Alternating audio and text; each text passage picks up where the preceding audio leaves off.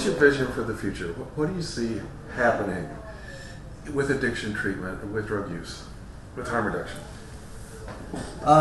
What do I see or what do I want to see? You can give me both. Okay.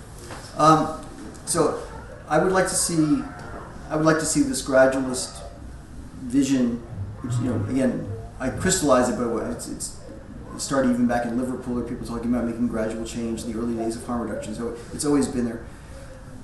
I would like people to use that kind of language to begin to see themselves that way.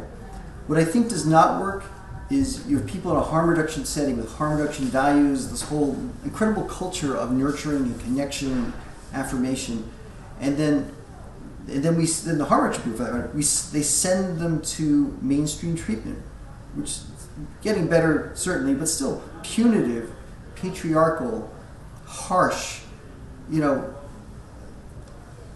and it's not very good to transfer patients anyway, but that's not a good cultural shift. So I think what we need is, in the harm reduction movement itself, to begin to have spaces of people who want to seriously moderate or seriously stop using. I know on, what's the website? Moderation Management.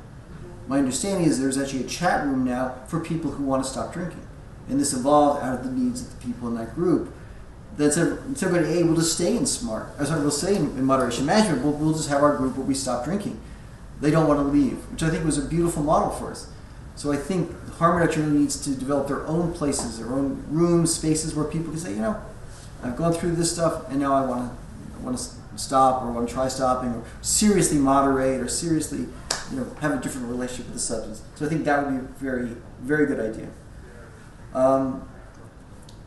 I'd like to see harm reduction psychotherapy spread throughout the world, its various versions. I think we need much more complicated ideas, much more complex ideas about how people are with addiction and how they get better. Our treatment system is failing, and that's one of the reasons why I wrote that paper, is that nobody wants to say it. We're wasting millions, if not billions of dollars on failed treatments. We're not serving our patients. In fact, we're not even seeing those papers, seeing them off as prisoners or something else. And we need to see change with that, and I think it's an exciting time, because there's so much going on with medicine, there's so much going on with clinical psychology, the grassroots, recovery itself, interesting things going on there, your own work, work of all these other groups.